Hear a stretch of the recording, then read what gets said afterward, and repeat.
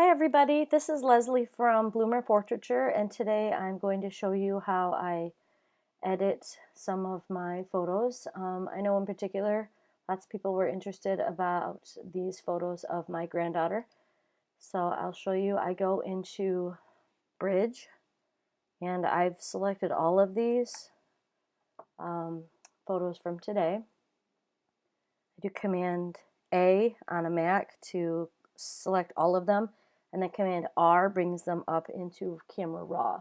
This is the photo that I edited earlier.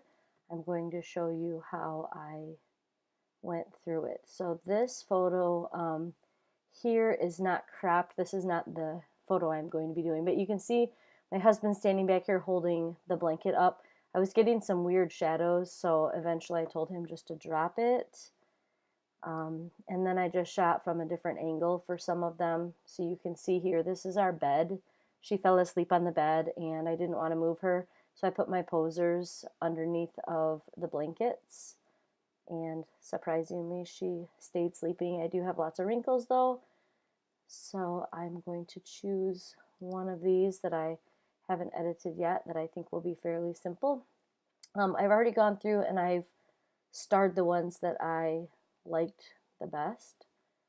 So let me see. I'm trying to decide. Okay. Let me see. I think I like this one better just because her head is not quite so low. So I haven't really done anything to it in Camera Raw. I am going to brighten it up just a little bit because I don't like how dark her face is. I want to watch out for the lights here. I don't want the highlights to be too blown out. I know lots of people say not to sharpen beforehand, but I usually sharpen a little bit.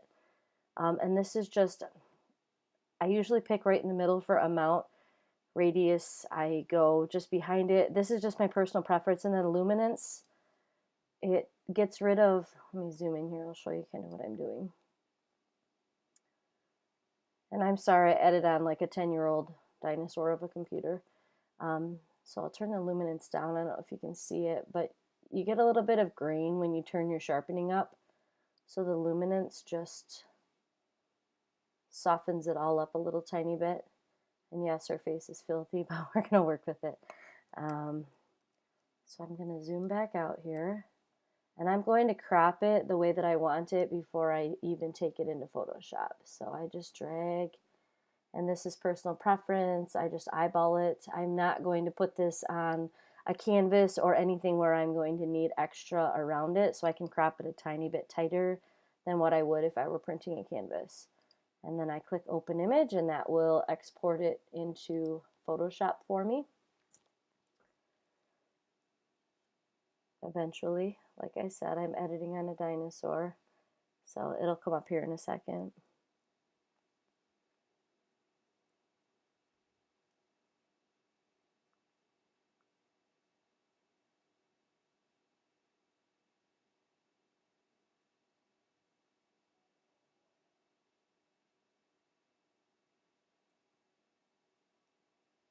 I feel like I should have some music playing for you guys to listen to while we're waiting for my computer.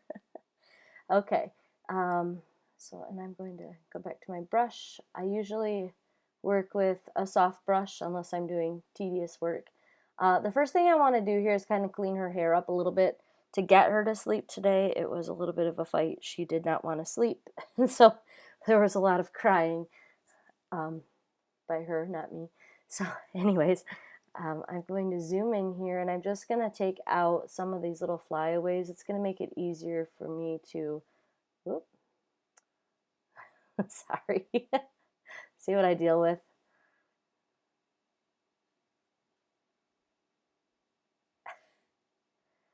You can, if anyone knows how to make the computer faster. All right, so I'm going to click over here on my clone stamp. I do edit with a Wacom tablet. I find it to be so much easier. Whoop.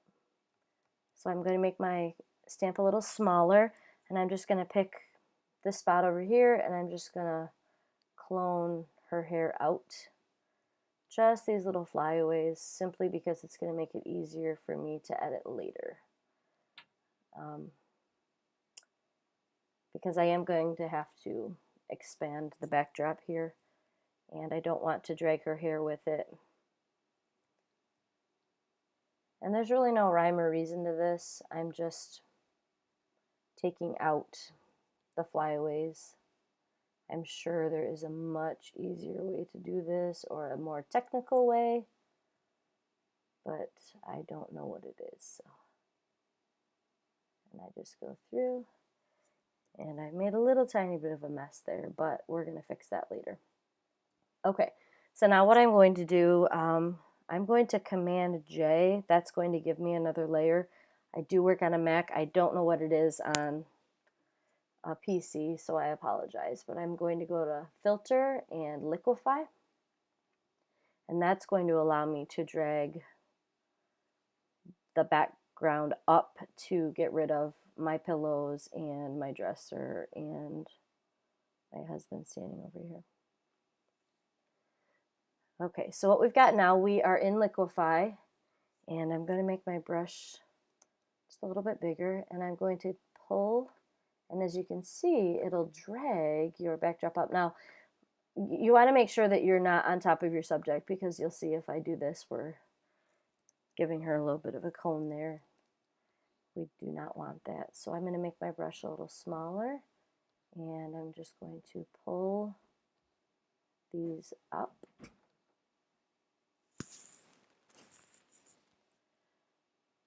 And I'm just smoothing this out. Now this obviously is a very rough draft of what this will look like later. But I'm covering up the really dark spots.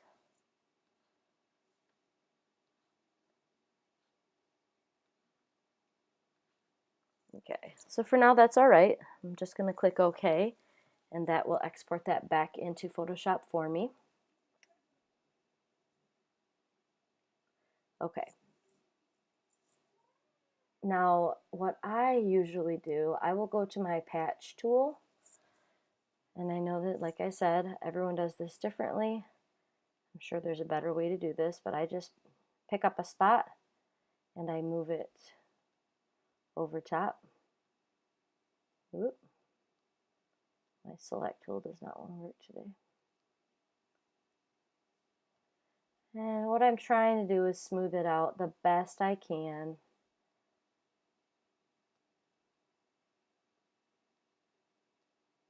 To get rid of the crazy light and dark spots. And I have not edited this one yet. For those of you that are watching, this is not the one that I posted in the group. This is a different one. So you're seeing me edit this for the first time. Okay. And I'm just trying to get rid of some of these little wrinkly areas.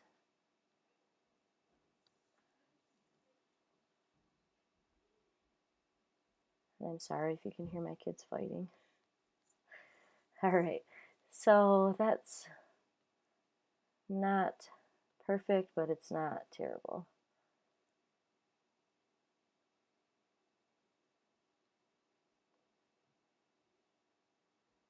And I am not the best with Photoshop. I have been lots of trial and error as I've learned through the years. I know that there are some super big name photographers that are amazing at this stuff. I am not there yet, but I do like to share what I know. So if you're watching this, thank you for watching, and I hope I teach you something you didn't know, and I hope I'm not messing you up forever. Okay. All right, so I flatten as I go, because I find if I have too many layers, I can't stand myself. So, okay. Whoops. Now what I'm going to do, well, and I do use a lot of Greater Than Gatsby actions. I absolutely love them.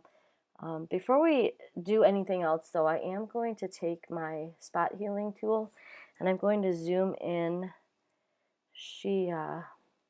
And this baby, this is my granddaughter. Her name is Scarlett. We call her Lulu.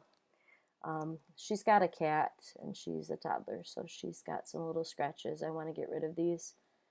And for whatever reason, my clone tool, it's finicky, so I have to be really slow with it. But I'm just going and kind of getting rid of some of the spots on her that I don't want necessarily. Like I said, her face is really dirty. She fought me. She's had a cold. She had tomato sauce before a nap. And she wouldn't let me wipe her face. So she is a tiny hot mess. So I'm just going to go in here and get rid of the little boogies. And this tomato sauce right here that's still hanging out. And all this little dirty stuff. And this is what I do with my newborns too. I find newborns often have this kind of stuff on them too. Milk, little boogies, eye boogies especially. They always have something. Little crusty milks. And I see I've got some little spots on my blanket here too that I'm going to take care of. This little dark spot.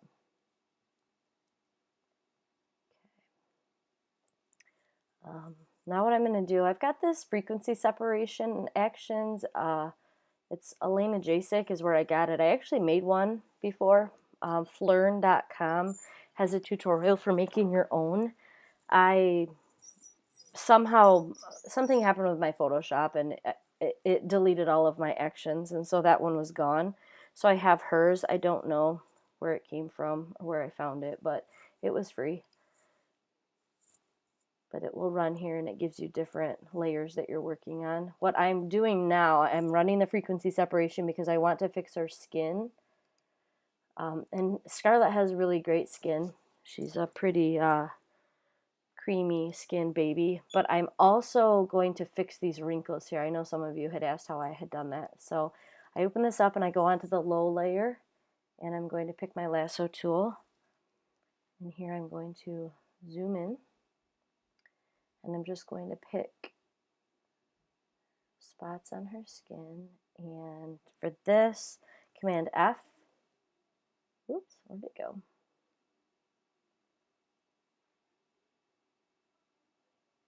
Not sure what's going on here.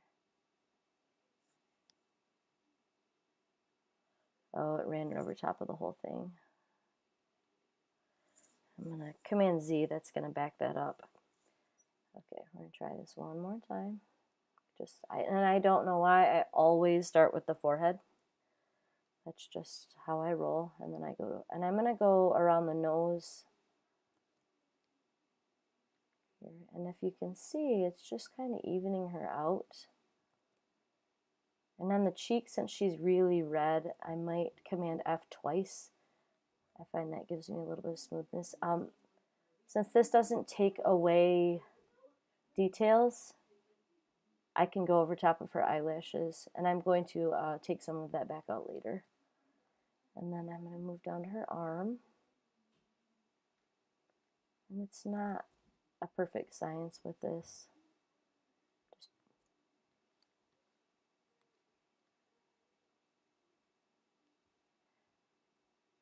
And this little outfit here, I know somebody had asked about it earlier. It came from Pat Basic, I believe. And I think their stuff they're a Chinese company that they sell things pretty cheaply. I have never had a problem with them, so I order from them. Everything comes packed really cute. Okay, so now what I'm going to do, I'm going to make a layer on top of this. You really can't tell that I went over her eyelashes and things here, but I know that it's on there, and so I like to brush it off. So I just take a black brush and brush off over top of the eyelashes and her little crease at her nose there and her lips. I don't like to have any of the smoothing on her there. And then sometimes if I feel like it's a little bit too smooth, I will turn my opacity back just a little bit. I want her to look creamy and beautiful, but I don't want her to look like a baby doll that I bought at Walmart. So I'm going to flatten that. And now here's where I'm sure that I could keep that open, that frequency separation action, but I like to run it twice. And this one, now I'm going to work on the blanket here. And this is the magic of Photoshop right here. I swear this action has saved my rear end a few times. Okay, so you open this up, and in between low and high, you're going to add a layer. And then you come over here, and with your dropper, I click there, and then I come over here and I choose the color that I want. I'm going to pick that light spot, and then I'm going to make my brush a little bit bigger. And then if you paint the color that you chose onto your blanket, you'll notice that we're kind of painting those wrinkles away. You have to be careful not to paint right on the baby. And I'll go in later since I'll put a mask over top of it.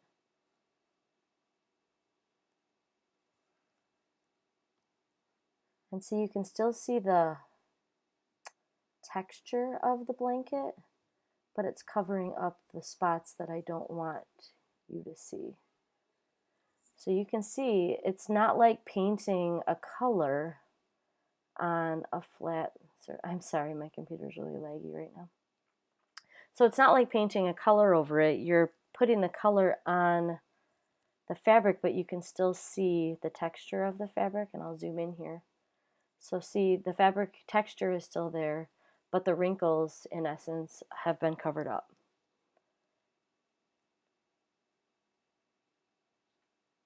I'm just waiting for it to zoom back out. Sometimes when I use the brush tool, my computer gets stuck. Okay, so I'm going to go back onto this layer, and I'm going to put a mask over top of it. Here, maybe. Come on, Photoshop. Sometimes I need to use my mouse.